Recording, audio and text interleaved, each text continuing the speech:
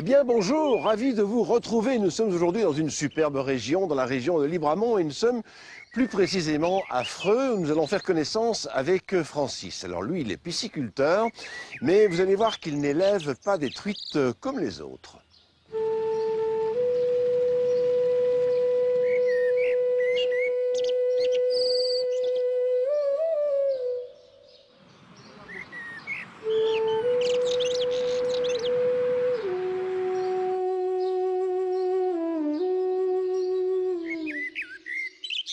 Francis Dupont était professeur de menuiserie et d'informatique. Il y a 5 ans, suite à un accident de travail, il quitte l'enseignement.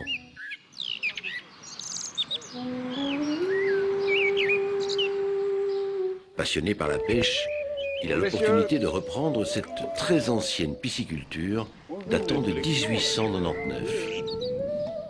Francis Dupont est très fier d'être le premier éleveur de truites bio en Belgique.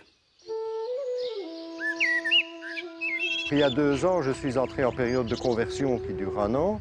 Et donc, depuis le 1er mars 2013, tous les poissons de la pisciculture sont bio. Alors, qu'est-ce que ça change d'abord au niveau du goût, est-ce qu'il y a une différence? Oui, en tout cas, tous les amateurs de poissons voient une différence notable dans le goût. Ça vient d'où, en fait? La différence vient de quoi? De la nourriture? De l'alimentation, bien sûr. Oui. Il faut savoir qu'ici, 50% de l'alimentation des truites est assurée par du goujon, du gardon, etc. Donc des petits poissons. Et le reste, ce sont des granulés qui viennent de chez Le Gouessant en France, en Bretagne. Et ce sont des aliments qui sont bio. Alors les prix ne sont pas beaucoup plus élevés en truites bio qu'en truites conventionnelles. Mais c'est quand même plus cher que les truites qui viennent d'élevages hyper intensifs ou qu'on importe de Turquie, etc. Et la différence, c'est important? Alors là, par rapport à l'élevage traditionnel, on a à peu près 80 centimes plus élevé au niveau du prix, au kilo. Oui. Au kilo. Ça. Donc ça tourne aux alentours de combien Donc ça fait 30 centimes pour une truite. Ah oui, c'est ça. Voilà. Donc, très bien. Bon, ben, on va continuer à découvrir tout ça. Je vous propose maintenant de rester dans le sujet. Nous allons nous intéresser aux truites sauvages, si je puis dire. Notamment, nous irons sur la Lesse. Nous allons voir que pour les aider parfois à remonter le courant, il faut faire des petits aménagements. Et puis il y en a même certaines qui sont pucées pour voir leur déplacement. C'est ce que nous allons voir tout de suite avec Pascal Bailey. C'est vrai? Oui. Ok. Bon, alors, allez-y, montrez-moi. Allez, venez. Eh bien voilà, vous êtes ici C'est un bond dans le temps ici, hein? Ah, alors, Francis nous fait découvrir la salle d'incubation. L'incubation, c'est le moment entre la fécondation et l'éclosion des œufs de truite. C'est ici que le travail est déterminant. Un soin de chaque instant pour avoir des œufs de qualité. Des alevins. Oula. Il y a, je sais pas bien, combien d'alevins ici, à peu près, comme ça Disons que ce côté ici de la salle d'incubation, on peut faire 2,2 millions. Ouf!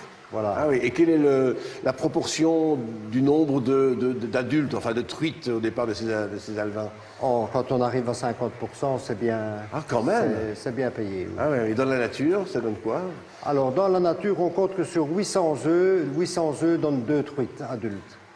Ah oui, et vous alors, vous êtes à peu près à 400 alors ici? Voilà, c'est ça. Ah, c'est énorme ça. Oui. Ah oui, d'accord. Et alors, vous les nourrissez? On les nourrit effectivement avec des aliments tout petits, donc qui sont spécialement étudiés pour les alevins. Oui. Mais ça demande des soins en plus que... Des soins journaliers. Tous les jours, il faut enlever les alevins qui meurent ou des alevins qui sont mal formés et qui vont mourir. Oui. Il faut enlever les reliefs de repas, évidemment. Alors c'est un travail presque... C'est à la pipette. À la pipette, voilà. Oui. Un par un, comme ça. Un par un, oui. Ah oui, c'est méticuleux, ça. Absolument. Ah, oui. Alors, je vois qu'il y a des... C'est quoi, c'est du calcaire, là-dedans? Alors, ce sont des cailloux de calcaire, oui, parce que bon, on est en Ardennes et le pH de l'eau, il est toujours un petit peu trop bas. Ah oui, c'est ça. Et donc, ça permet de monter le pH d'un demi-point, mais bon... L'eau est plutôt ferrugineuse, ici. Elle est ferrugineuse. Oui, c'est ça, d'accord. Alors, c'est de l'eau de source, de l'eau de rivière, elle vient d'où, en fait, cette eau-là? Ah non, pas de rivière du tout. Ici, toutes les eaux viennent du domaine. Soit d'une source qui est captée et qui amène de l'eau directement ici, soit d'un étang qui lui-même est alimenté par des sources Mais bon, les températures sont différentes en eau de source, en eau de... Et il y a toujours de l'eau toute l'année, Toute sans l'année, problème. tout le temps, quoi, hein. tout le On ne temps. pourrait pas mettre de l'eau du robinet, évidemment. Absolument Non, pas, ça serait non. évidemment- Pas d'eau chlorée. C'est ça, voilà. Alors, puisqu'on est dans le thème de l'eau, nous allons y rester. Les journées wallonnes de l'eau, c'est pour l'instant 150 activités organisées un peu partout en Wallonie, notamment avec la collaboration des fameux contrats rivières. Et nous allons maintenant nous intéresser aux contrats rivières de l'Angleterre. Et la monte, et puis bon, moi comme je sortais de 2 opérations du dos, et que je m'étais il était pêcheur. La pisciculture de Freux a été construite en 1890 par les barons Goffinet, des frères jumeaux, Auguste et Constant. Tous les deux, un peu visionnaires à l'époque, ils furent les pionniers en pisciculture. Les terrains et les bâtiments appartiennent toujours aux descendants des Goffinet. Francis me présente la baronne, propriétaire des lieux. Il y a des souvenirs ici, hein? Oui. Alors Astrid, si j'ai bien compris, vous êtes l'arrière petite-nièce des bâtisseurs de cette pisciculture. Racontez-nous un petit peu l'histoire de ces débuts.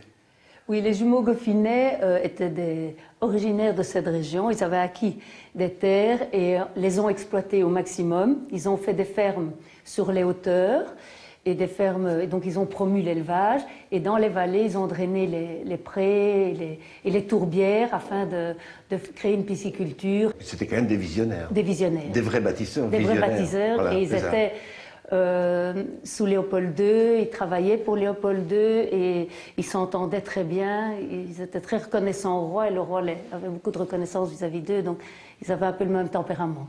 Alors, un autre visionnaire, c'est Francis.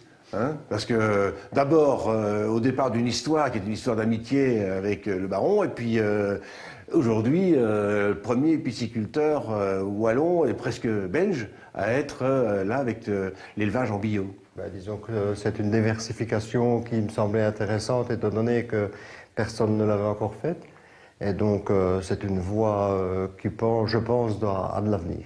C'est ce qui a permis aussi à la pisciculture aujourd'hui de reprendre un peu son activité, Astrid. Exactement, parce que mon père, qui a travaillé énormément jusqu'à l'an 2000, hein, si on peut dire, a été ravi de rencontrer Francis qui voulait connaître un maximum, et mon père était prêt à donner un maximum de ses connaissances, et ils ont trouvé un terrain d'entente merveilleux, et voilà. Bon ben, merci beaucoup. On va maintenant voir notre agenda et un petit rappel, notre fromage du mois chez Calandre.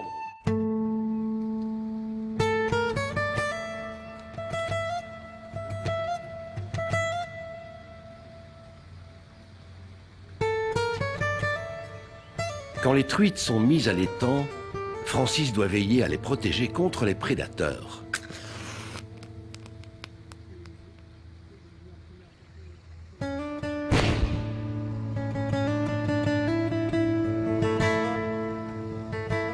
Les cordes et les pétards sont utilisés pour éloigner les cormorans et les hérons.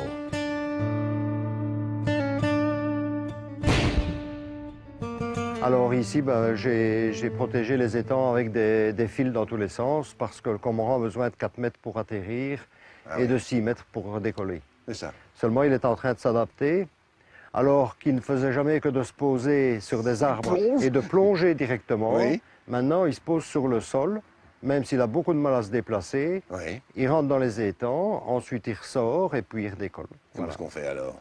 Ça devient pénible. Ah oui. Ça devient terriblement pénible. Et alors, il y a d'autres prédateurs dont vous devez vous méfier? Alors, on a un animal qui commence à devenir envahissant, qui ne mange pas de poisson, c'est le castor, Oui. mais Oui. qui, lui, vient bloquer les arrivées d'eau, faire des barrages, et donc on n'a plus d'eau qui vient dans la pisciculture. Il vient dans la pisciculture boucher les trop-pleins. Et donc, Et pourquoi? Comme ça pour jouer ou Non, parce que c'est dans sa nature. dans sa nature? Voilà. Oui. C'est quand même paradoxal, hein, quand on pense, on veut être bio, on veut être le plus proche possible de la nature, et puis on a la nature quelque part qui vient un peu déranger tout ça. C'est pas facile de gérer, hein, Non, pas évidemment. du tout. Voilà. Alors, l'avenir pour vous, Francis, hein, jeune exploitant piscicole, hein, Mais pisciculteur. L'avenir dans le bio, je crois que c'est là qu'il faut se diriger. Oui. Parce qu'il y a un retour qui se fait vers tous les produits de qualité, et donc il faut abandonner le conventionnel et revenir au bio. Bon, allez, la semaine prochaine, nous resterons dans la dégustation des bonnes choses, mais nous irons vers le sucré, nous irons raconter l'histoire d'une pâtisserie dont l'histoire remonte à plusieurs générations et même au milieu du 19e siècle. Ce sera donc, j'espère, avec votre présence. Merci en tout cas de nous avoir suivis. Merci Francis de nous avoir accompagnés. Bonne semaine à vous et à très bientôt.